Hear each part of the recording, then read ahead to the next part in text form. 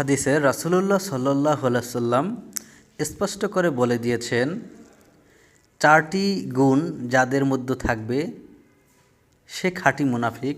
মানে এই চারটি গুণের কথা বলছে যে এই চারটি গুণ যাদের ভিতরে থাকবে সে খাঁটি মুনাফিক। তার কথাবার্তা, আচার আচরণ তাতেই আপনারা বুঝে যাবেন যে সে খাঁটি মুনাফিক। রাসূলুল্লাহ সাল্লাল্লাহু আলাইহি ওয়াসাল্লাম স্পষ্ট করে বলে দিয়েছেন যে এই চারটি গুণ যাদের ভিতরে থাকবে তারা মুনাফিক। চারটি গুণের ভিতরে এক নম্বরে রাসূলুল্লাহ সাল্লাল্লাহু আলাইহি ওয়াসাল্লাম বলেছেন, যখন কথা বলে মিথ্যা বলে। আপনার সাথে কথা বলতেছে, দেখা যায় এটা ওটা নানান ধরনের কথা বানিয়ে বানিয়ে মিথ্যা কথা বলতেছে, প্রচুর পরিমাণে মিথ্যা কথা বলতেছে, কিন্তু আপনি বুঝতেও পারতেছেন না যে সে মিথ্যা কথা বলে, কিন্তু প্রচুর পরিমাণে মিথ্যা কথা বলেছে। মুনাফিকের প্রথম আলামতি এটা, মিথ্যা কথা বলা, কথা বললে। দুই নম্বরে যখন প্রতিশ্রুতি দেয়, ভঙ্গ করে।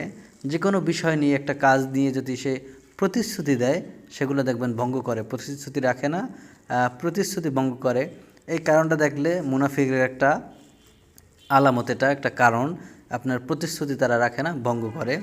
তিন নম্বরে যেটির কথা বলা হয়েছে, যখন আমানত রাখা হয় বিশ্বাসঘাতকতা করে, আমানতের খেয়ানত করে।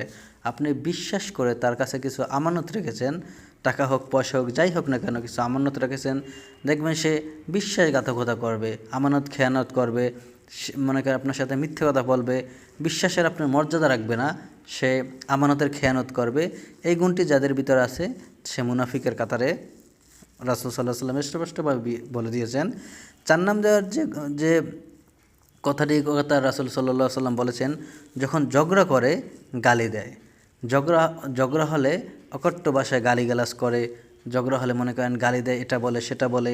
মুনাফিকের এটি একটি বড় গুণ যে ঝগড়া হলে কারোর সাথে সে প্রচুর পরিমাণে গালি দিয়ে থাকে।